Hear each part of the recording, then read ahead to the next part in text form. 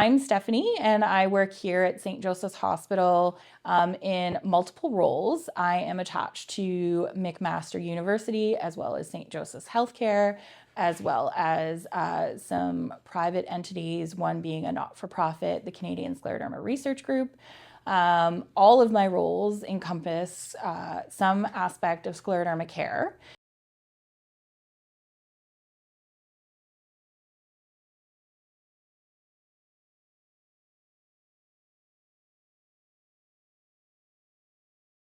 Patients are already so exhausted by time they arrive to see us in rheumatology that they're sometimes a little sick of telling the same story over and over again and not feeling heard.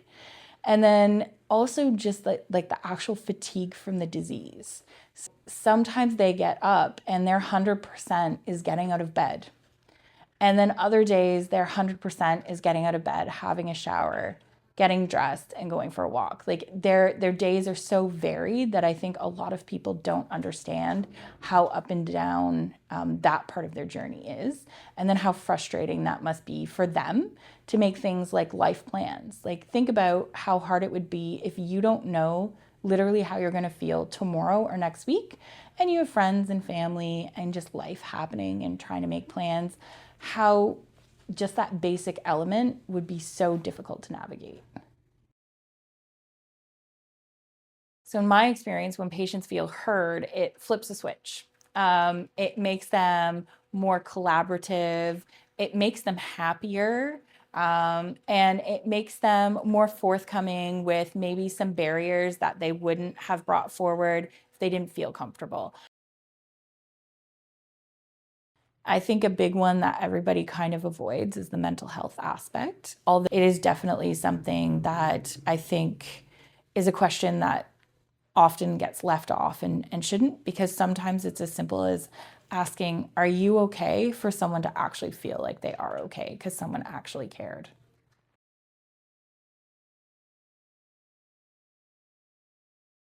Honestly, I've noticed that a lot of patients get very overwhelmed, especially early on in their diagnosis, because they do end up seeing like a, a pretty big bulk of specialists in a very short amount of time, because we do believe that the earliest we can intervene, the better outcomes for our patients. I encourage the buddy system. Not everybody loves it, and I know that everybody, is going to manage their care whatever is best for their situation. But I think having that second set of ears is really, really helpful. And then also you can have that person as a sounding board when things come up and you think like, I don't know if this medication's right for me. I don't know if this treatment's right for me. If that person has been to the appointments and heard some of the information, sometimes they're a great person to like flush it out with and talk about, your situation. One of the things that we can all do as a team is to be more clear about where the documentation is and what that documentation looks like. So for us, we here at St. Joe's have an electronic medical record system that's hospital-wide. But then a lot of our service providers also have their own private clinics that have an electronic medical record. So I think communicating to patients where those records live and where they can be sought is very helpful. And I think when patients are aware that they should ask that, that is how we can help streamline communication.